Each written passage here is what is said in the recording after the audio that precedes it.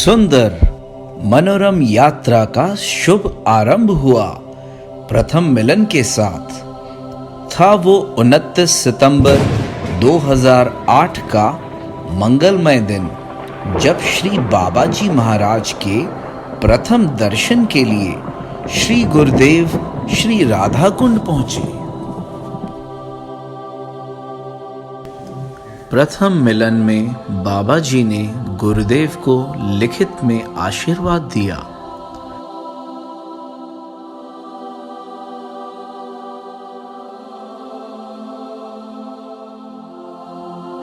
केवल इतना ही नहीं, इस प्रथम मिलन में ही बाबा जी ने गुरुदेव से कहा, मैं तुम्हें राधा रानी के दर्शन करवाऊंगा।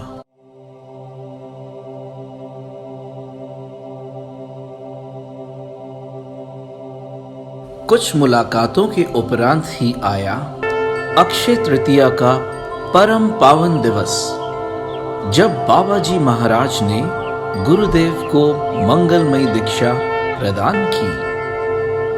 दीक्षा के दिन ही बाबा जी ने अपनी और कृपा बरसाई। गुरुदेव को अपनी अनेक प्रसादी वस्तुएं प्रदान करके, जिनमें उनका प्रसादी दिव्य आसन भी था, अपना निज आसन देना। इससे क्या संकेत मिलता है? अपना आसन देने का तात्पर्य है अत्यंत विश्वास के साथ अपना उत्तरदायित्व, अपने ज्ञान का दीप प्रदान करना। गुरुदेव को अपना निज आसन प्रदान कर बाबा जी महाराज ने दिव्य रूप से यह प्रकाशित किया कि आगामी वर्षों में किस प्रकार सब होगा। यही था राधा कुंड के वरिष्ठ भक्तों का निष्कर्ष। और इस प्रकार गुरु और गौरांग ने भविष्य के लिए एक अन्य दृष्टिकोण को स्थापित किया।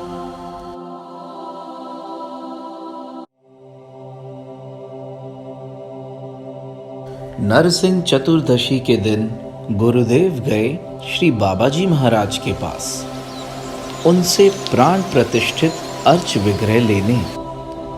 किंतु विग्रह की जगह बाबा जी ने गुरुदेव को सिद्ध प्रणाली प्रदान की। अब दीक्षा के उपरांत सभी शिष्यों को अपने दीक्षा गुरु से कृपावश सिद्ध प्रणाली प्राप्त होती है, जिनमें गुरु साधक के मंजरी स्वरूप को प्रकाशित करते हैं। तो प्रश्न उठता है कि गुरुदेव की प्रणाली की ऐसी क्या विशेषता थी? श्री गुरुदेव की प्रणाली से क्या प्रदर्शित हुआ? सभी साधकों की प्रणाली में बाबा जी जब साधक का नाम लिखते थे तो उनके नाम से पूर्व श्रीमान श्रीमती लिखते थे। उदाहरणतः श्रीमान निताई दास या साधक श्रीमान माधव दास या साधक श्रीमती ललिता दासी आदि। भगवान की इच्छा पुनः प्रकाशित हुई। इस बार प्रणाली के माध्यम से यही है वह प्रणाली जो बाबा जी महाराज के कर कमलों द्वारा श्री गुरुदेव को प्राप्त हुई थी। ना साधक ना श्रीमान, श्री गुरुदेव के नाम के पूर्व सीधे सीधे श्री श्री लिखित है। ठीक उसी प्रकार से जैसे समस्त गुरु वर्ग के नाम से पूर्व श्री श्री लिखा होता है।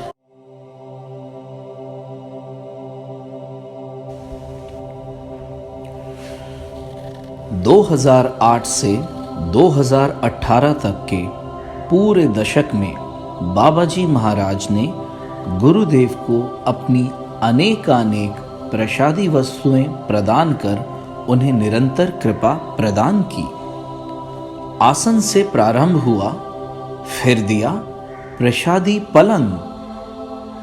यही है वह पलंग जिस पर हमारे पूज्यनीय परम गुरुदेव श्री श्री कुंज बिहारी दास बाबा जी महाराज ने कई दशकों तक शयन किया। यही है वह पलंग जिस पर हमारे प्रिय गुरुदेव श्री श्री अनंत दास बाबा जी महाराज ने भी तत्पश्चात कई दशक विश्राम किया। और अब परंपरा के माध्यम से वर्ष 2009 में यह दिव्य पलंग गुरुदेव को प्रदान किया गया। बाबा जी महाराज ने गुरुदेव को अपनी निजी गूंजमाला और हरिनाम चादर भी प्रदान की, जिस पर कई दशकों तक बाबा जी ने स्वयं मंत्र स्मरण और योगपीठ की थी। अन्य अनेक प्रसादी वस्तुओं के रूप में बाबा जी महाराज ने गुरुदेव को अपनी कृपा से और अधिक सराबोर किया। उदाहरणतः अपनी निजी चांदी की डिब्बी जिससे बाबा जी नित्य तिलक लगाते थे, अनेकानेक स्वेटर, अनेकानेक शालें, नित्यानंद प्रसादी हरिनाम चादर, प्रसादी जप माला जिस पर बाबा जी महाराज ने कई दिन मंत्र स्मरण किया, चरण पादुकाएं, खड़ऊ, कंबल, चादरें, कुर्ते, उत्तरी इत्यादि। केवल इतना ही नहीं, जब कभी गुरुदेव बाबा जी से उनकी प्रसादी वस्तु के लिए प्रार्थना करते, तब बाबा जी अति हर्षित होकर और अति प्रेम पूर्वक गुरुदेव से पूछते कि वे क्या लेना चाहते हैं, और हमेशा अपने हृदय पटल के अंतरम छोर से गुरुदेव को सभी कुछ देने को सदा ही तत्पर रहते। यहाँ तक कि प्रसाद पाते समय अनेकों बार बाबा जी महाराज गुरुदेव को सीधे अपनी थाली से अपना उच्छिष्ट देते थे। ऐसा अद्भुत प्रेम था गुरु और शिष्य के बीच। अनेक भक्त गुरुदेव से दीक्षा लेना चाहते थे, किंतु गुरुदेव को दीक्षा देने के लिए अनिच्छुक देखकर बाबा जी महाराज ने गुरुदेव को दीक्षा देने का आदेश दिया। बाबा जी ने कहा, दीक्षा देकर मेरा भार हल्का करो। बाबा आप तो बोला था कि दीक्षा देके मेरा भार कम करा करो। बाबा जी ने कहा, कह देना मैंने कहा है। कोई लोग हमको पूछता कोई कि आप दीक्षा देते, बाबा आपको बोला, तो क्या उत्तर देना चाहिए उसको?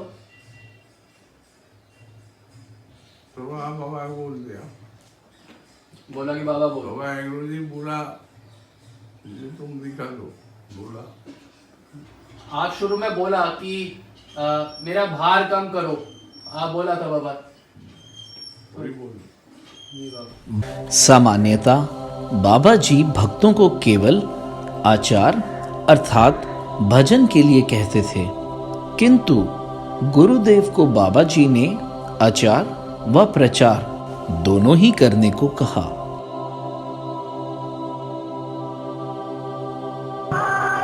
वर्ष 2009 में ही परम गुरुदेव श्री श्री कुंज बिहारी दास बाबा जी महाराज के तिरुभाव महोत्सव पर हमारे बाबा जी महाराज ने भक्तों की एक सभा में अपनी चिंता व्यक्त की। मेरे जाने के बाद मेरे ग्रंथों का क्या होगा, मेरे ग्रंथों का प्रचार कौन करेगा? और फिर बाबा जी ने गुरुदेव के समक्ष अपना हृदय प्रकाशित किया। हे शचीनंदन, मेरे जाने के बाद मेरे ग्रंथों का सर्वत्र प्रचार करो।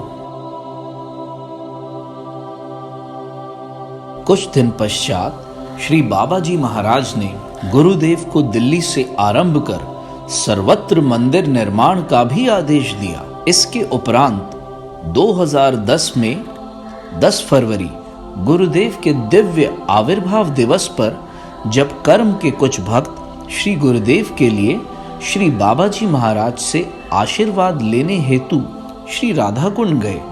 तब बाबाजी महाराज ने अपने कर कमलों से कार्ड पर लिखा,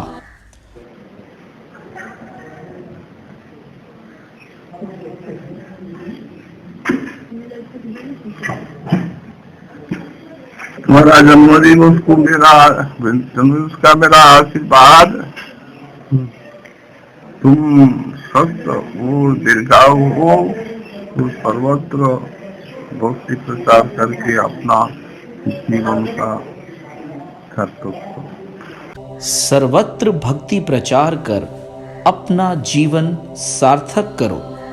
अर्थात बाबा जी ने गुरुदेव को पूरे विश्व में मंजरी भाव साधना फैलाने का कृपा आशीर्वाद प्रदान किया।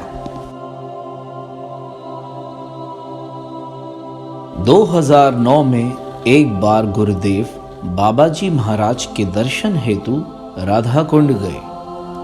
प्रणाम करते समय गुरुदेव ने बाबाजी से कहा, हे गुरुदेव, मेरा आपके बिना दिल्ली में मन ही नहीं लगता, मुझे नहीं रहना दिल्ली। इस बात पर बाबाजी से क्या उत्तर की अपेक्षा रखते हैं? ठीक है, सब कुछ छोड़ दो और राधा कुंड रहो। जी हाँ, सभी भक्तों के लिए यही बाबाजी महाराज का सामान्य उत्तर होता था। किंतु जब गुरुदेव ने ये कहा, तब गुरुदेव के उठने की भी प्रतीक्षा ना करते हुए अर्थात तत्क्षण ही बाबाजी ने उत्तर दिया, नहीं नहीं, दिल्ली वापस जाओ, अभी तुमने बहुत काम, बहुत सेवा करनी है। मंदिर निर्माण के आदेश प्राप्ति के उपरांत गुरुदेव बाबाजी से मंदिर का नाम पूछने गए और इस प्रकार कर्म नाम की रचना हुई।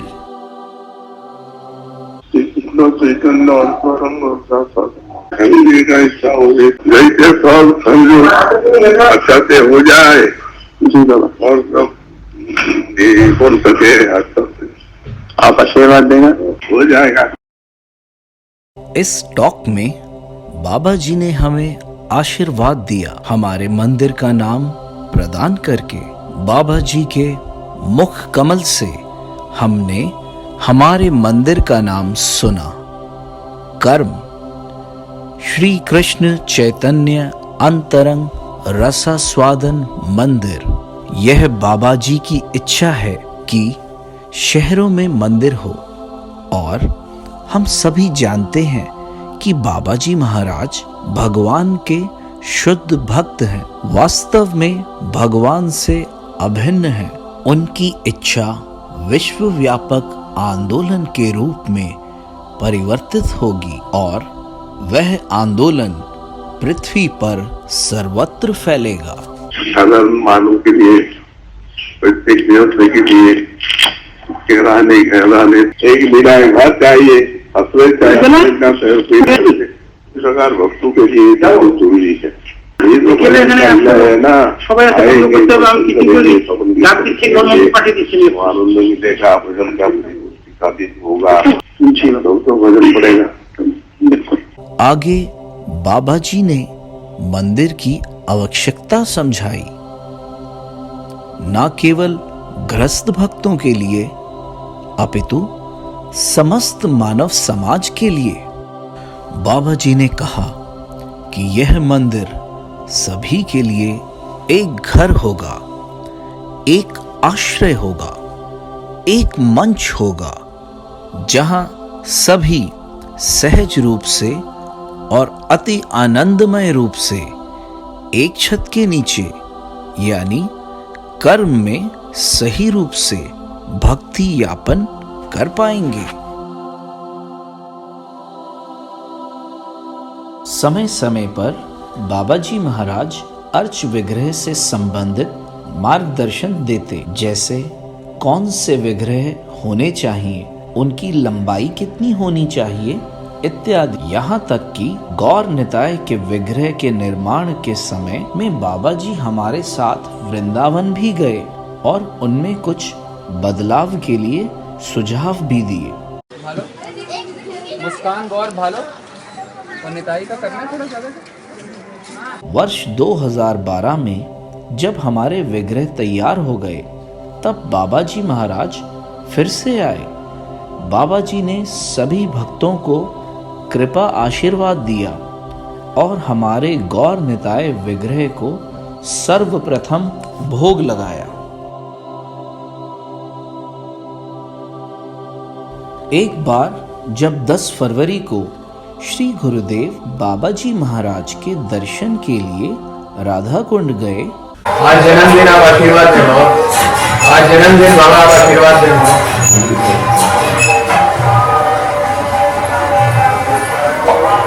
क्या क्या आ गया बाबा मंदिर। यह देखते हुए कि सर्वत्र यहाँ तक कि प्रामाणिक परिवारों में भी सद्ज्ञान मंजरी भाव लुप्त होता जा रहा है, बाबा जी ने गुरुदेव को सद्ज्ञान का प्रचार करने का आदेश दिया।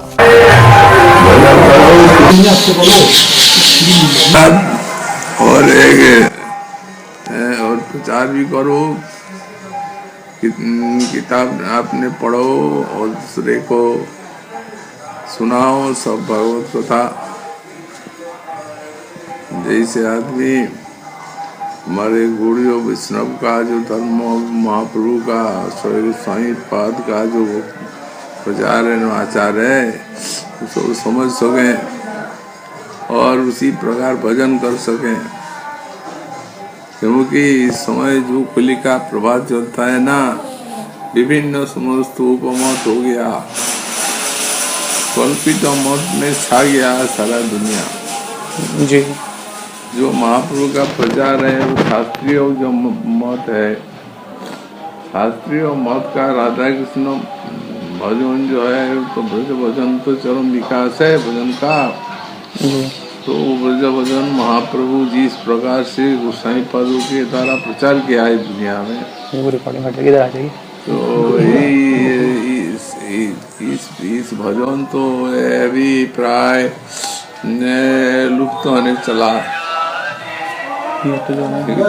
इस प्रकार से आप कल्पित मत चलता है और जैसे बादल में सारा आसमान छा जाता है, इसी प्रकार उपपंथ में वो कल्पित मत से छा गया। ये भक्ति भवन महाप्रभु का जो है तो ठीक प्रकाश आता है नहीं उनका वाणी का और गुस्साई पद को वाणी का तो प्रकाश आता नहीं है, ढका पड़ गया अपने कल्पित मत से। यह मेरा ही आशीर्वाद है, ऐसा कहकर बाबा जी ने गुरुदेव को इस दिव्य बहुमूल्य ज्ञान को लुप्त होने से बचाने के लिए और इसका प्रचार करने का आदेश दिया। ये आशीर्वाद भी है। आशीर्वाद तो बाबा आप करेंगे, आप शक्तिपात बाबा, आप शक्तिपात करेंगे बाबा। आप तो आचार्य हैं, आप शक्तिपात करेंगे तो सब होगा बाबा। आपके आशीर्वाद तो है ही। Baba Ji instructed Gurudev to protect this precious knowledge from getting lost and further spread it. तो इसी प्रकार ये भी खूब प्रयोजन है, यही शास्त्र का प्रचार करें। उस साईं पादों का जो वाणी है वो सब तो उन्होंने अपना किताबों से लिख गया, उस वाणी को प्रचार करना है, उसका लिखना है, व्याख्या करना है और साधनों से भक्तों से सुना के उनको ये समस्त भक्ति को जागरण कराना है। अपना का अपने तो भजन करनी होगा, किंतु कि दूसरे को भी भजन मिलाने से और सिखाने से बड़ा भगवान का प्रसन्नता मिलेगा, उसकी महारानी भी प्रसन्न होंगे। तो इसलिए आचार और प्रचार ये दोनों से हाल और सवर्ण होगा। जैसे आदमी लोग सब देख सुन के, तुम्हारा वाणी सुन के सब भक्ति में प्रवर्तित हो सके। तब बाबा जी महाराज ने गुरुदेव को हिंदी व अंग्रेजी दोनों भाषाओं में ग्रंथ लिखने का आदेश दिया, जिससे सद्ज्ञान अधिक से अधिक लोगों तक पहुंचे। मैंने सुना वो तुम्हारे आश्रित एक है विदेशी जी बाबा, बोला काल की तुम अभी कुछ लिख रहे हो इंग्लिश में। जी बाबा, अच्छा है बाबा किताब लिख रहे हैं। किताब का नाम है गौड़िया वैष्णव बनिए, गौड़िया वैष्णव बनिए, ये किताब का नाम बाबा। क्या दिया? गौड़िया वैष्णव बनिए, दिया गौड़िया वैष्णव। वो बाबा हिंदी में भी और अंग्रेजी में भी दोनों में कर रहे बाबा। हाँ, दोनों भाषा में करने होगा, क्योंकि उसमें तो पता व्यापक होगा। जी बाबा। ग्रंथ लेखन के उपरांत गुरुदेव बाबा जी महाराज को ग्रंथ दिखाने राधा कुंड गए। उस दिव्य क्षण की एक झलक यहाँ प्रस्तुत है। ग्रंथ लिखा ये अंग्रेजी में बाबा, चैप्टर का नाम बाबा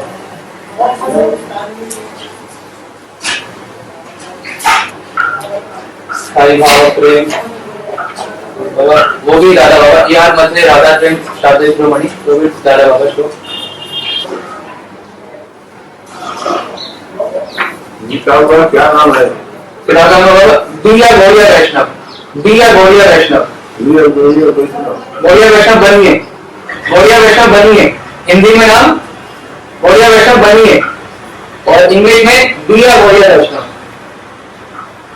गुरुदेव और बाबा जी की सभी संभव विषयों पर चर्चा होती थी। एक बार गुरुदेव ने बाबा जी से पूछा कि यदि कोई पूछे कि बाबा जी के होते हुए वह क्यों दीक्षा दे रहे हैं, बाबा जी ने इसका उत्तर देते हुए कहा, यह प्रश्न ही निरर्थक है। दीक्षा देना एक सेवा है। बाबा जी ने गुरुदेव से यह भी कहा कि ऐसे लोगों की बात सुनने की आवश्यकता नहीं है। कई लोग ऐसा बोलता कि बाबा प्रकट है तो तुम क्यों देता? इसका कोई मतलब नहीं। वो कहते हैं बाबा प्रकट है तो बाबा दे, आप क्यों देता?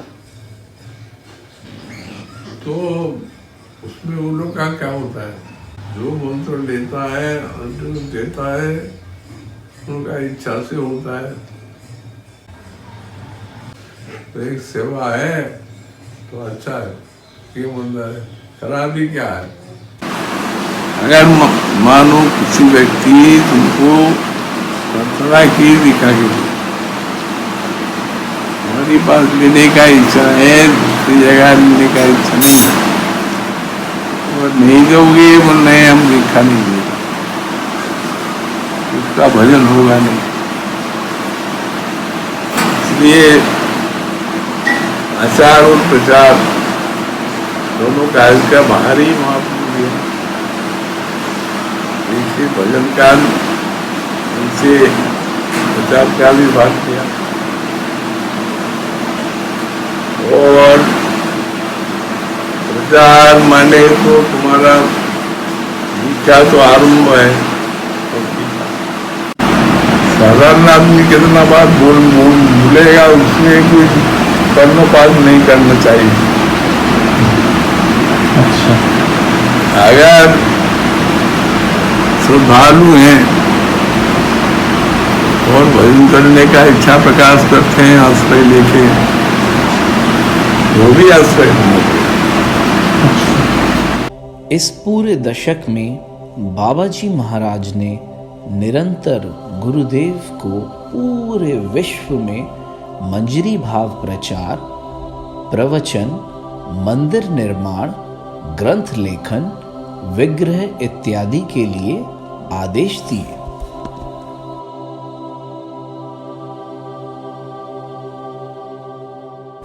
बाबा जी ने कृपावश स्वयं अनेकानेक बार गुरुदेव को विग्रह की प्राण प्रतिष्ठा इत्यादि अनेक अनेक विषयों में शिक्षा प्रदान की। एक बार नाभि में और एक बार दिमाग में। स्पर्श करके मंत्र बोलेगा।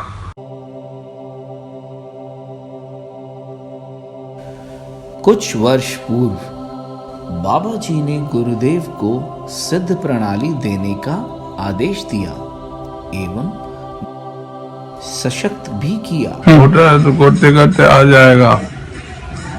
बाबा फिर हम प्रणाली कैसे देगा, मैं कैसे देगा प्रणाली बाबा? हाँ, मेरा प्रणाली देखे उसी प्रकार करो, उसी प्रकार अपना चिंता करके ध्यान करके तुम भी करो। मैं भी करूं? हाँ, हो जाएगा। आप आशीर्वाद देगा तो होगा बाबा। हो जाएगा। बाबा जी ने कहा, मैं कितने को देगा, अर्थात इतने सारे भक्त हैं, मैं उन सब को कैसे दूं? कर सकते हो। नया जो है कितना लिखेगा, तुम जिस प्रकार मैंने बता दिया कि जिसको प्रणाली देना है अपने ध्यान करो, चिंता करो, चिंता करने से आ जाए। एक बार पुनः बाबा जी ने कहा, प्रणाली देकर मेरा भार हल्का करो। इस संदर्भ में दैन्य पूर्वक गुरुदेव ने अपनी चिंता व्यक्त की कि वे किस प्रकार देंगे। तब बाबा जी ने अति स्नेह पूर्वक गुरुदेव को आश्वासन दिया कि वे घबराए नहीं, हो जाएगा, सब कुछ अपने आप तुम्हारे हृदय में स्फुरित होगा। आप आशीर्वाद देगा तो आपसे आप आएगा बाबा। ये सिद्ध प्रणाली देना तो आप आशीर्वाद देगा तो आपसे आप होगा। देते देते ठीक हो जाएगा, तो चिंता का बात नहीं। आपका आशीर्वाद है बाबा। करते करते बात हो जाएगी। इसके उपरांत एक अन्य मुलाकात में बाबा जी ने पुनः इस संबंध में गुरुदेव को कृपा आशीर्वाद दिया। आपसे आप आ जाएगा, वो कैसे दर्शन होगा, कैसे आएगा, इसका कोई सवाल नहीं। वो चिंतन करेगा, आ जाएगा। होगा जी बाबा। एकादश भाव क्या होगा तो अंतर्यामी रूप से पूर्ण कराएंगे हृदय में। अच्छा, वही आएगा।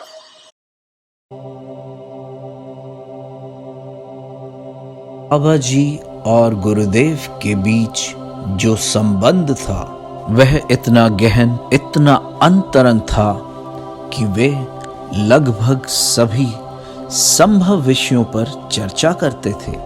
जी हाँ, सभी विषयों पर।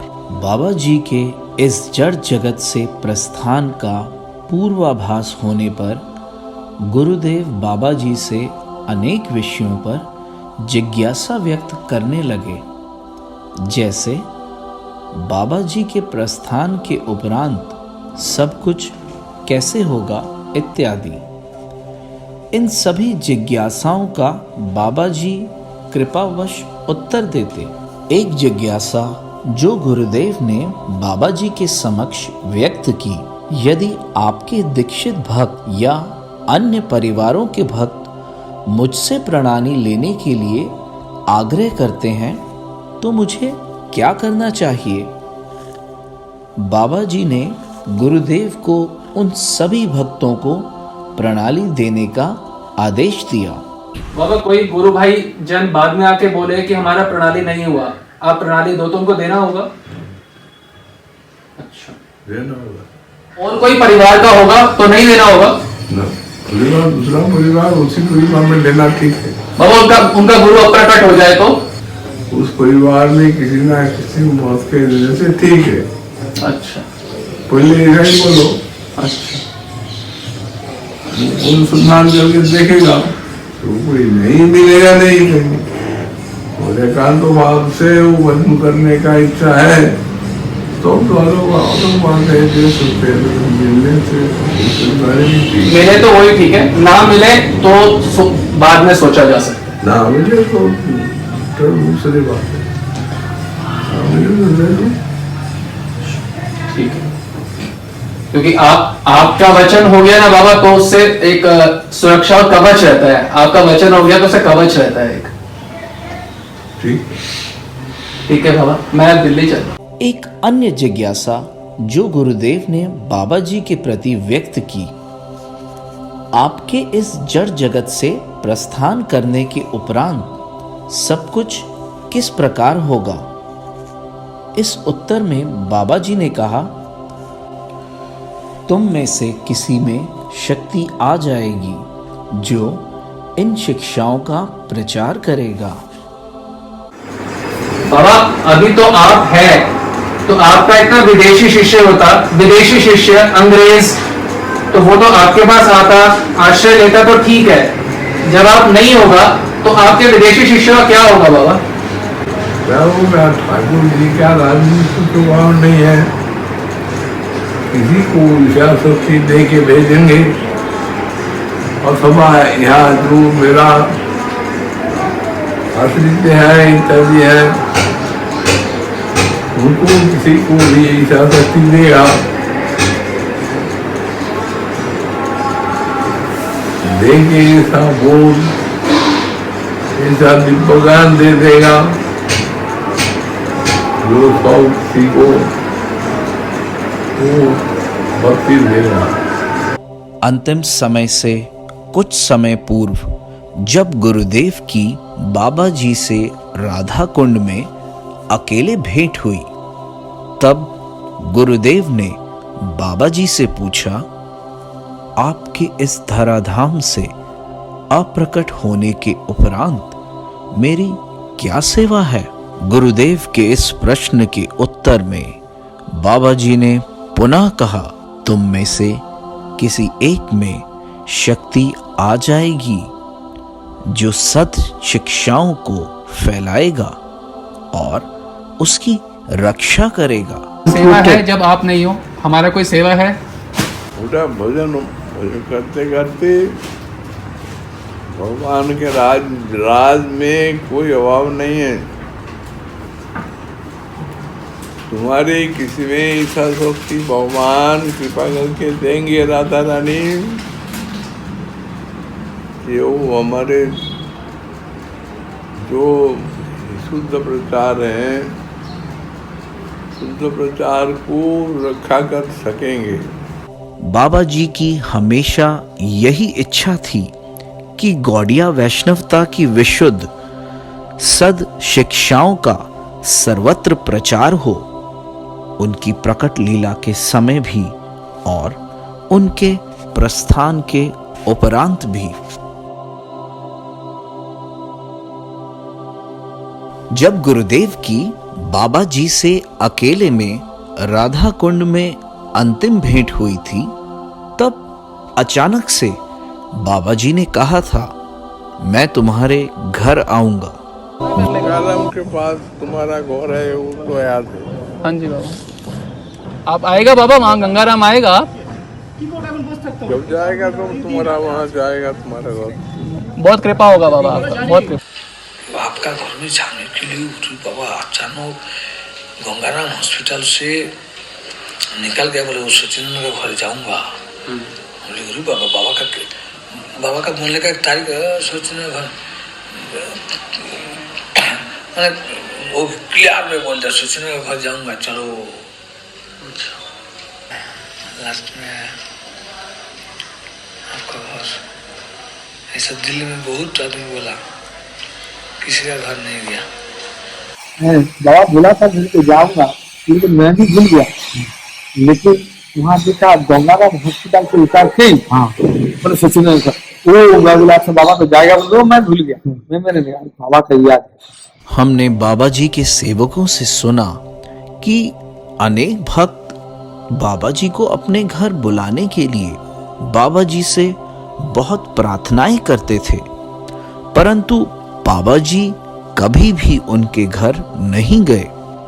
खूंट गया आपका घर, इस किसके घर, इस कितना आदमी राधानंदा का घर में जब ठहरता है बोलता है जाने के लिए, देखो बोला ले जाऊंगा, आज 6 साल से ले नहीं गया। और विशेषता यदि किसी भक्त के घर सीढ़ियां होती तब तो बाबा जी बिना विचार किए सीधे सीधे मना ही कर देते। इतना आदमी बुलाता था, कोई बहु घर बोलता है जीना है बावल में जीना नहीं चढ़ पाऊंगा। किंतु गुरुदेव को बाबा जी ने स्वयं कहा कि मैं तुम्हारे घर आऊंगा।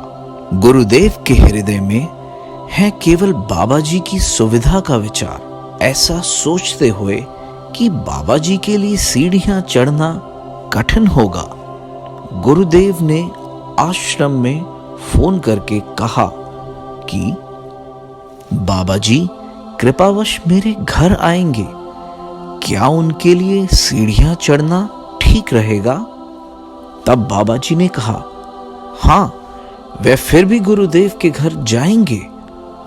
ऐसा प्रेम, ऐसा अंतरंग संबंध था बाबा जी और उनके सबसे प्रिय शिष्य श्री शचीनंदन जी महाराज के बीच। बाबा जी महाराज इस धराधाम पर अंतिम बार जहां गए वह था गुरुदेव का निवास स्थान, और वह मंगलमय दिन था 13 अक्टूबर 2018। अस्पताल में बाबा जी बार बार गुरुदेव के बारे में पूछ रहे थे कि क्या गुरुदेव अस्पताल आ गए हैं या नहीं। जैसे ही गुरुदेव अस्पताल पहुंचे और उन्होंने बाबा जी के दर्शन किए, वहां उपस्थित सभी भक्तों ने देखा कि बाबा जी कितने अधिक प्रसन्न हुए। गुरुदेव को देखकर बाबा जी ने बहुत बड़ी मुस्कान दी। यद्यपि हमने अनेकों बार बाबा जी और गुरुदेव के बीच प्रेममय आदान प्रदान, प्रेममय संबंध को अनुभव किया है, किंतु हमने अपने जीवन काल में कभी भी बाबा जी की गुरुदेव के प्रति इस प्रकार की सामुद्रिक विशाल मुस्कान के दर्शन नहीं किए। कौन जानता था कि बाबा जी के हृदय में क्या था? केवल मात्र स्वयं बाबा जी ही अपने आंतरिक उद्देश्य को जानते थे। विशेष रूप से तब जब वे गुरुदेव के घर गए, जो कि उनका इस पृथ्वी पर अपनी प्रकट लीला का अंतिम गमन था। गुरुदेव नियमित रूप से बाबा जी के चरण कमलों का अति भव्य चरण अभिषेक किया करते थे। हमने बाबा जी महाराज के सेवकों से सुना था कि अनेक भक्त सीधे बाबा जी से शिकायत किया करते थे कि बाबा जी केवल गुरुदेव को ही चरण अभिषेक करने की अनुमति क्यों देते थे, अन्य भक्तों को क्यों नहीं। उनका कहना था कि या तो गुरुदेव को चरण अभिषेक करने के लिए मना किया जाए या हमें भी चरण अभिषेक करने की अनुमति प्रदान की जाए। किंतु बाबा जी कहते थे कि वे गुरुदेव को कभी मना नहीं कर सकते। उनकी मेरे चरण अभिषेक करने की बहुत तीव्र इच्छा है। कलकत्ता हो, दिल्ली हो या राधा कुंड, जहां कहीं भी गुरुदेव बाबा जी से मिलते, वहां वे उनका चरण अभिषेक करते। यह जानते हुए बाबा जी के नित्य लीला में प्रवेश का समय समीप आ गया है। अब राधा रानी किन्हें अपनी सबसे प्रिय मंजरी श्री श्री अनंतदास बाबा जी महाराज के चरण अभिषेक का सुअवसर प्रदान करना चाहेंगी। स्वयं राधा रानी की इच्छा से गुरुदेव ने उनकी सबसे प्रिय मंजरी श्री श्री अनंतदास बाबा जी महाराज का इस धराधाम पर अंतिम, जी हां, सबसे अंतिम चरण अभिषेक किया। हर बार की तरह बाबा जी ने गुरुदेव को अपनी प्रसादी माला प्रदान की और साथ में गुरुदेव पर असीम कृपा आशीर्वाद की वर्षा की। क्या ये बाबा जी का गुरुदेव के निवास स्थान पर आगमन मात्र ही था या कुछ और था? क्या ये केवल मात्र बाबा जी द्वारा कृपा आशीर्वाद प्रदान करना था या उससे भी अधिक कुछ था?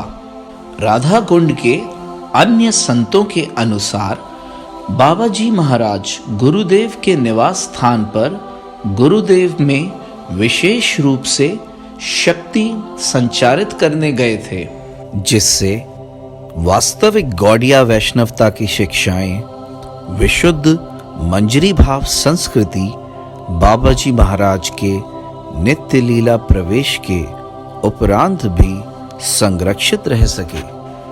गुरुदेव ने अपने गुरु श्री बाबा जी महाराज की सेवा करने के लिए कोई कसर नहीं छोड़ी और बाबा जी महाराज ने भी गुरुदेव पर अपनी कृपा वर्षा करने में कोई कसर नहीं छोड़ी।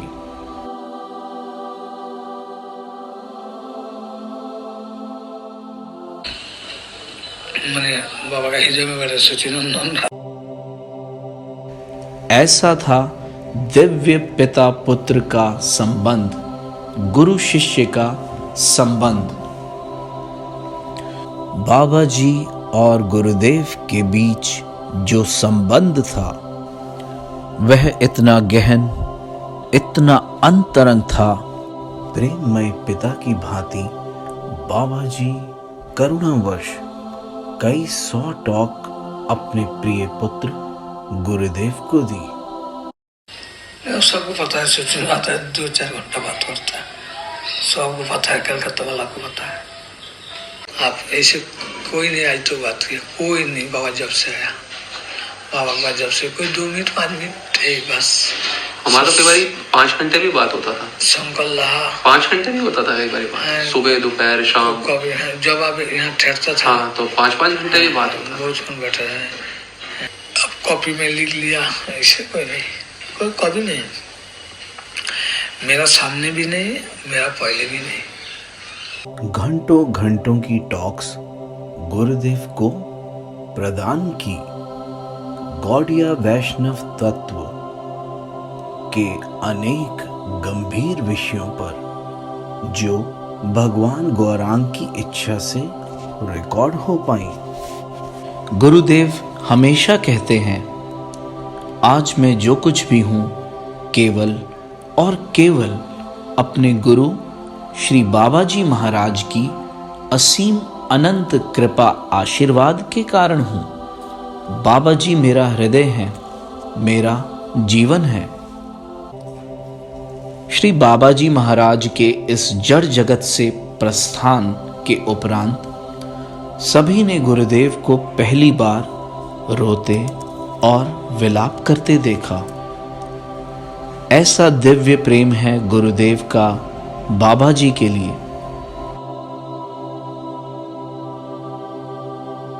ऐसा कहा जाता है कि एक शुद्ध भक्त के मात्र करुणामय दृष्टिपात से ही व्यक्ति की सिद्धि सुनिश्चित हो जाती है। और यहाँ श्री बाबा जी महाराज ने अपनी अनेक प्रसादी वस्तुएं, अपनी संपूर्ण कृपा श्री गुरुदेव पर कृपावश बरसाई। यहाँ तक कि बाबा जी के निजी सेवकों ने बाद में यह तक बताया कि बहुत बार बाबा जी उनसे बात करते, उनसे पूछते कि मैं शचीनंदन को क्या दूं? मैं यह वस्तु दूं या वो दूं? जब उनके सेवक बाबा जी के समक्ष कुछ लाते तो अनेक बार बाबा जी उन्हें मना कर देते कि नहीं नहीं, यह नहीं, वो लाओ। बाबा जी गुरुदेव को केवल अपनी प्रसादी वस्तु देना चाहते थे?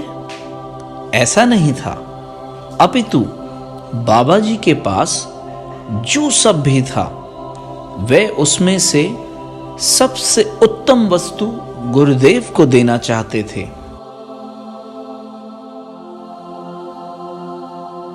और तो और जब भी गुरुदेव राधा कुंड जाते, बाबा जी महाराज गुरुदेव को कृपा रूप में अपनी प्रसादी माला देना कभी ना भूलते।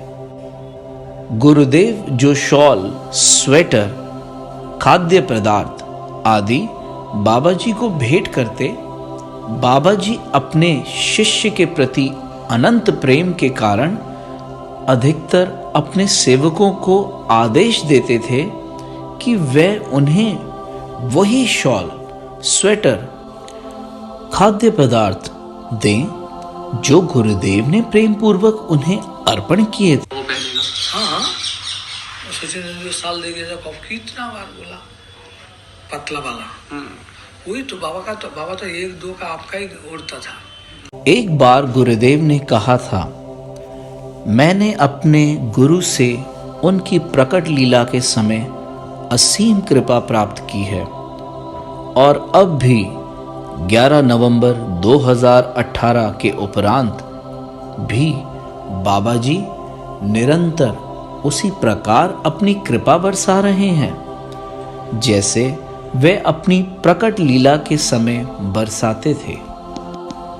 यह वीडियो हमारे लिए निश्चित रूप से एक सरप्राइज होगी और निश्चित रूप से एक आश्चर्यजनक रहस्य को उजागर करेगी। कारण इसमें हमने देखा बाबा जी महाराज इतनी सारी टॉक्स दे रहे हैं, बाबा जी महाराज इतने सारे अंतरंग आदेश दे रहे हैं, बाबा जी महाराज स्वयं अनेक विषयों पर समझा रहे हैं, गौड़िया वैष्णवता की रक्षा की इच्छा प्रकट कर रहे हैं, व उसके लिए आशीर्वाद भी दे रहे हैं। क्या ये आश्चर्य नहीं, एक सुखमय आश्चर्य? जी हाँ, निश्चित रूप से, क्योंकि हमने कभी भी बाबा जी को ज्यादा बोलते नहीं देखा। ना केवल हमने, बाबा जी के निजी सेवकों ने भी अनेक बार बताया कि उन्होंने अपने जीवन काल में बाबा जी को कभी भी इतना बोलते हुए नहीं सुना जितना वे गुरुदेव के साथ बोलते थे, लगभग सभी संभव विषयों पर। ऐसा दिव्य संबंध है बाबा जी और गुरुदेव के बीच, ऐसा दिव्य प्रेम है बाबा जी और गुरुदेव के बीच, जिसके हम सभी साक्षी थे, जिसका हम सभी ने आस्वादन किया और जिसका हम अनादिकाल तक आस्वादन करेंगे।